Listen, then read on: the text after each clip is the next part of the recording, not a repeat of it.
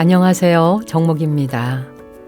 한국 불교의 뿌리와 정신을 되새기며 큰 스님들의 법향을 느껴보는 시간, 오디오 극장 큰 스님 이야기입니다.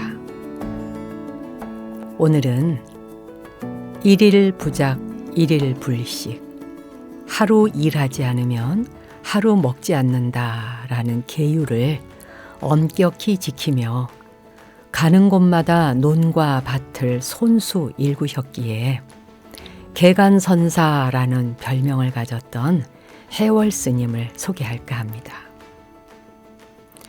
해월 스님은 만공 수월 스님과 더불어 경허선사의 수제자 중 한 분인데요. 평소 자비롭고 욕심 없는 천진무구한 성품으로 천진불로도 불렸던 자비 도인이십니다. 오래도록 기억하고 싶은 해월 스님의 아름다운 이야기 속으로 지금 함께 떠나볼까요?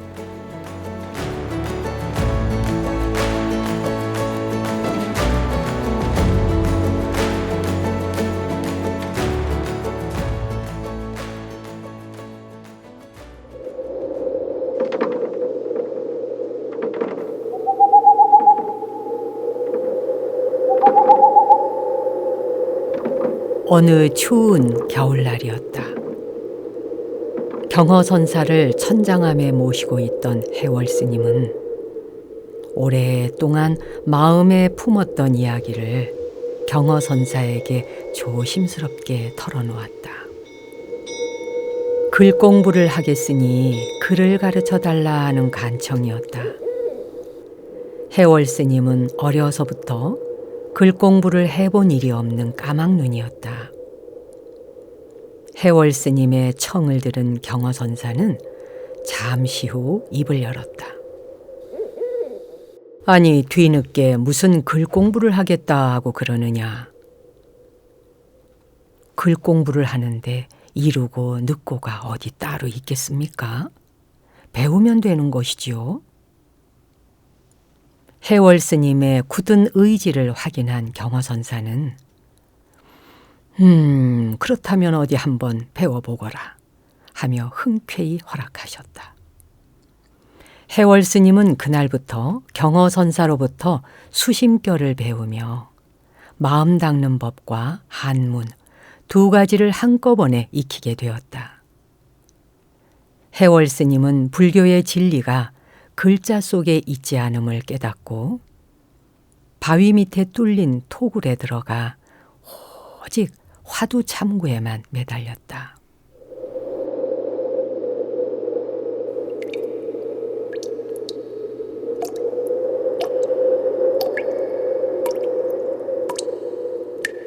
때는 엄동설한 바위 굴 속의 돌바닥에 정좌하고 며칠 동안 화두만 들고 있었으니 온몸이 얼음처럼 얼어갔지만 스님은 몸이 굳는 것도 잊은 채 참선삼매에 빠져 있었다.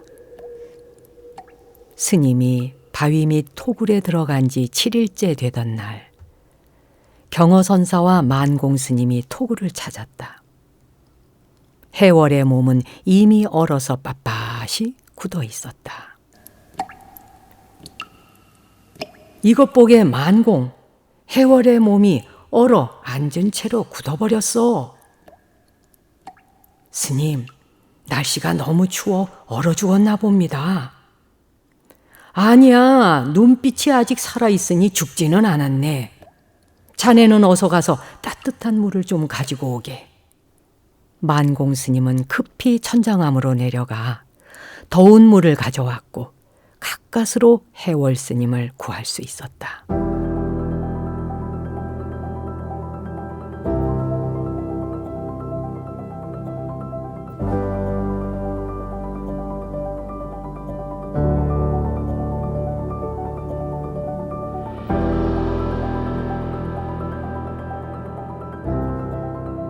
해월 스님은 집신 삼는 솜씨가 무척 뛰어나 다른 사람이 한 켤레를 삼을 동안 너끈히 세 켤레를 삼아낼 정도로 탁월한 솜씨를 보여주곤 했다.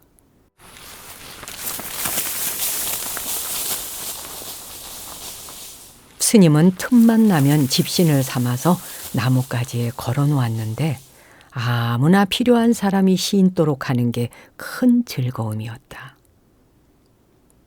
아직 깨달음에 이르지 못한 채 토굴에서 참선삼매에 빠져 있던 어느 날, 스승이었던 경허선사가 집단을 토굴에 던져 넣으며 한마디 했다. 내일은 먼 길을 떠나야겠으니 집신이나 한 켤레 삼아 주게나. 해월 스님은 스승의 분부를 받자 곧바로 집신을 삼기 시작했다. 집신을 다 삼고 마지막 손질을 하느라 나무망치로 집신을 탁탁 두드리던 그 순간,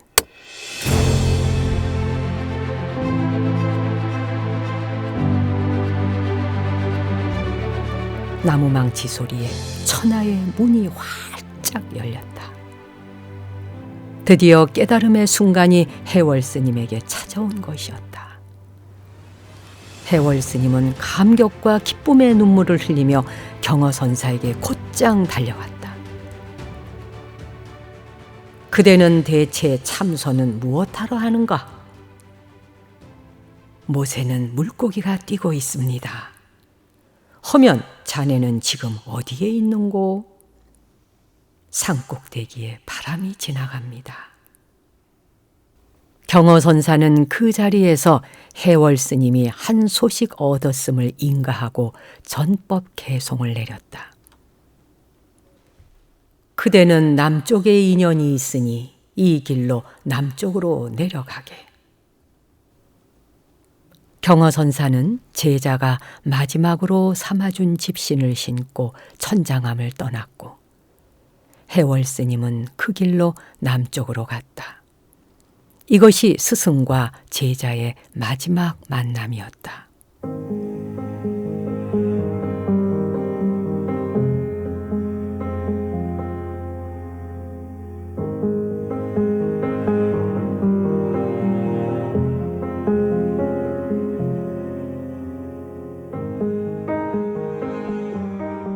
스승의 집신을 삼다가 문득 깨달은 해월 스님의 이야기. 어떻게 들으셨나요? 해월 스님은 11살에 예산 정해사에서 친척이었던 해안 스님을 은사로 출가를 했는데요. 19살이 되던 해에 해안 스님을 통해 경허선사를 처음 만났다고 합니다. 글을 모르던 제자에게 한 글자 한 글자 가르치며 수심결을 배우게 하고, 토굴에서 몸이 굳을 때까지 정진하는 해월 스님을 마침내 깨달음으로 이끌었던 스승 경허선사.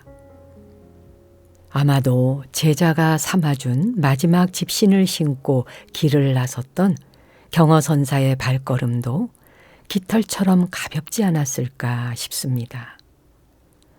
경허선사로부터 인가를 받은 후 해월 스님은 선산 도리사와 팔공산 파계사, 울산의 미타암, 통도사 극락암, 천성산 내원사, 부산 서남사에서 선풍을 크게 드날리는데요.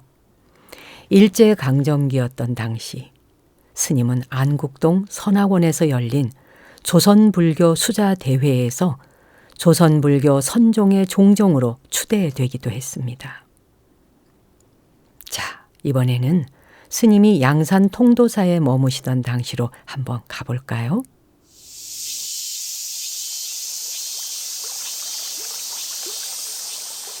어느 여름날이었다. 해월 스님이 출타하려고 산길을 내려가고 있는데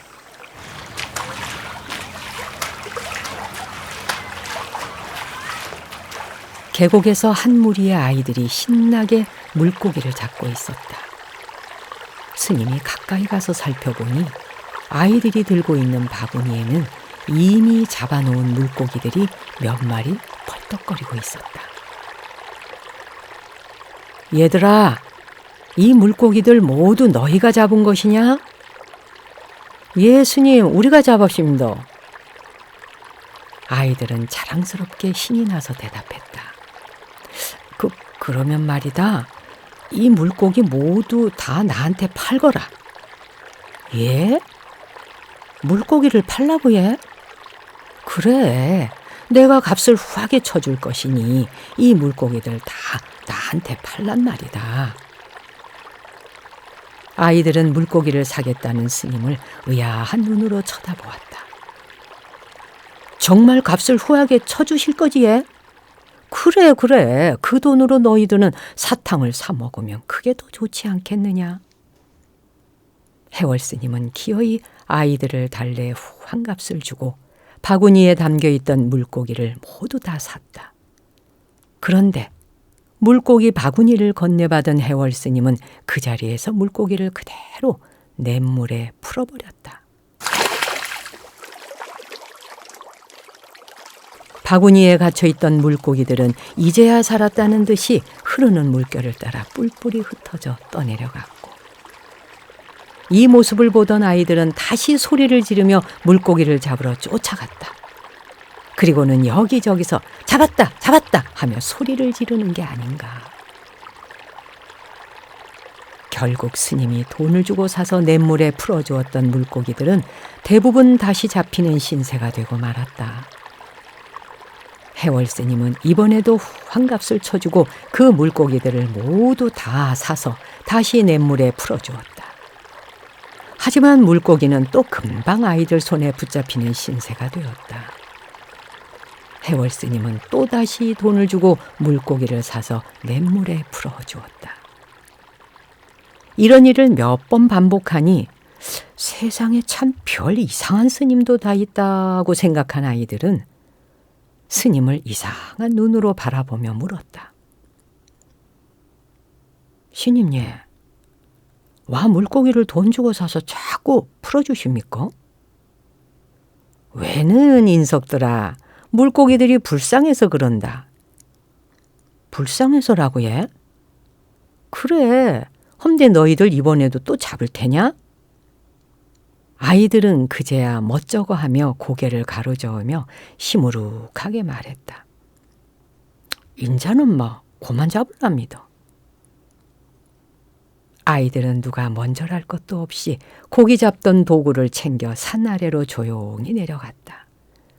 스님은 흡족한 미소를 지으며 아이들의 뒷모습을 바라보았다. 일자 무식으로 출가득도했던 스님. 해월 스님은 바로 그런 스님이었다.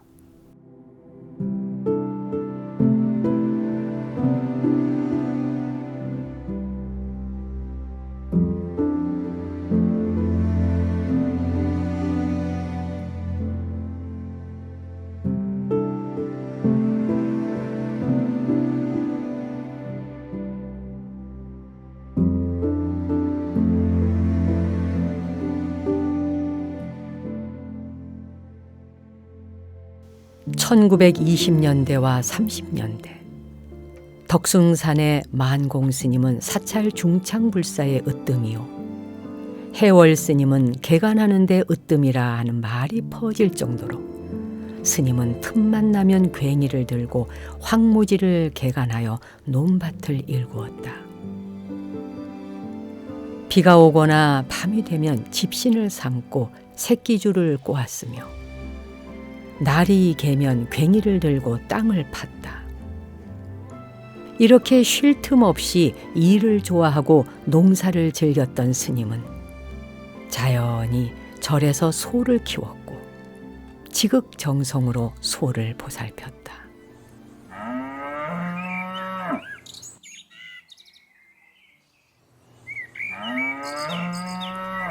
우순아, 미안하다. 이 농사철만 지나면 내가 편안히 잘 모실 테니 그리 알거라. 알았지?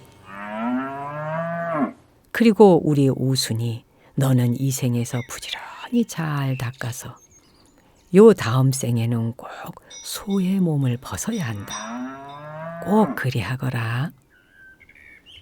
낮에 쟁기질이라도 시킨 날이면 스님은 소에게 미안함을 느끼고 손수 맛있는 여물을 쏘어 푸짐히 먹이며 이렇게 말하곤 했다. 소에게는 이름을 붙여줄 만큼 다정한 분이셨지만 스님은 때로 추상 같은 호통으로 벼락 같은 가르침을 내리기도 했다.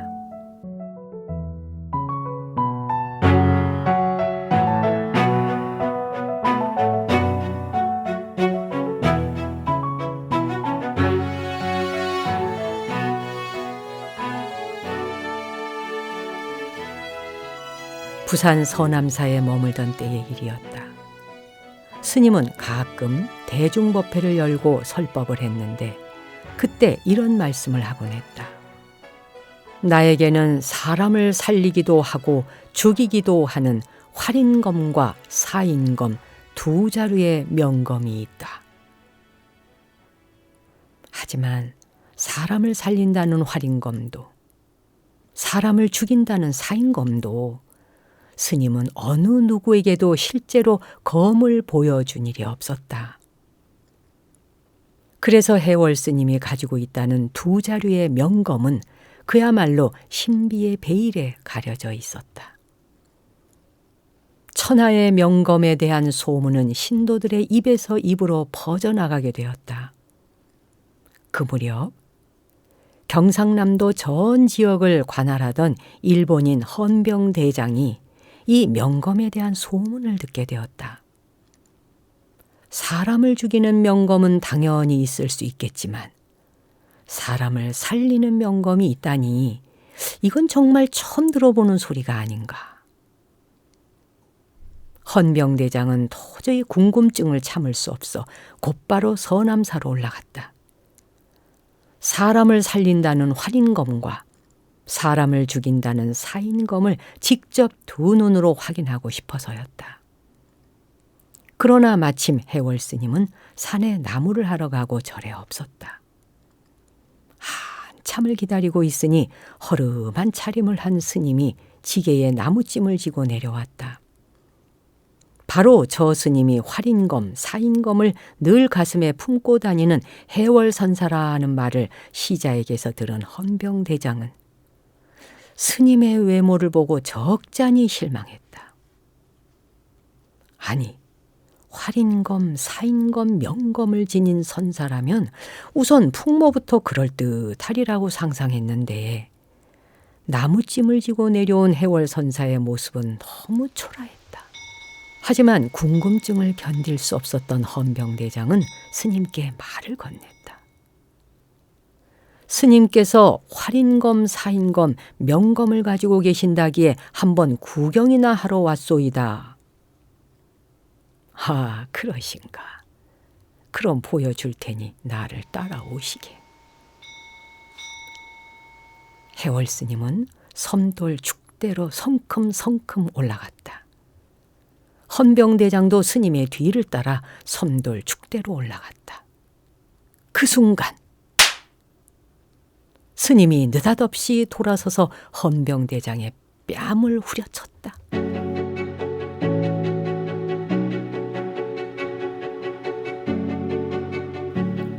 헌병대장은 순식간에 축대 밑으로 굴러떨어졌다.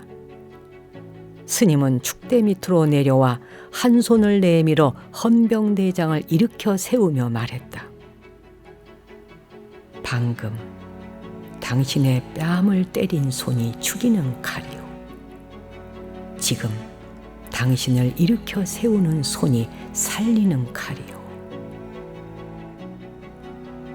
헌병대장은 그 자리에서 크게 깨닫고 스님께 삼배를 올리고 돌아갔다.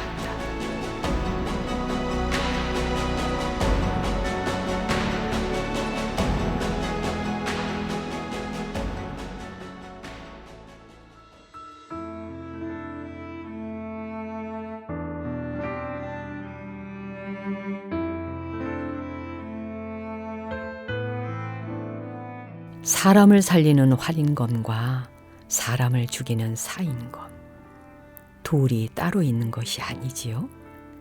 아마도 해월 스님께서는 우리의 육신이라는 것이 어떻게 마음먹고 어떻게 가꾸며 어떻게 쓰느냐에 따라 사람을 죽이는 사인검이 되기도 하고 사람을 살리는 활인검이 된다는 사실을 이렇듯 간명하게 보여주신 게 아닐까 싶습니다. 끼니를 굶은 가난한 백성들에게는 아낌없이 양식을 베풀고, 몸이 불편한 사람이나 거린에게는 무엇이든 손에 잡히는 대로 다 집어주어야 직성이 풀렸다는 자비도인 해월 스님. 스님은 마지막까지 무소유를 실천한 무심도인으로 잘 알려져 있습니다.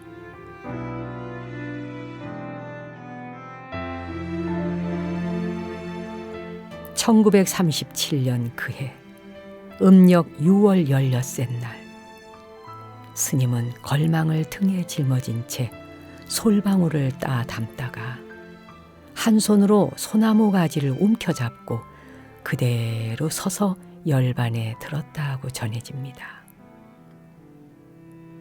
평생 겸손과 무소유의 삶을 살다 가신 해월 큰 스님.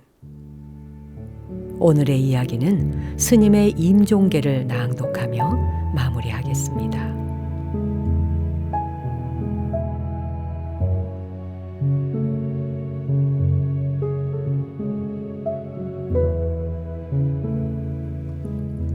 일체에 변하는 법은 본래 진실한 실체가 없네. 그 모습을 보고 무상한 뜻을 알면 그것을 일러 견성이라 하네.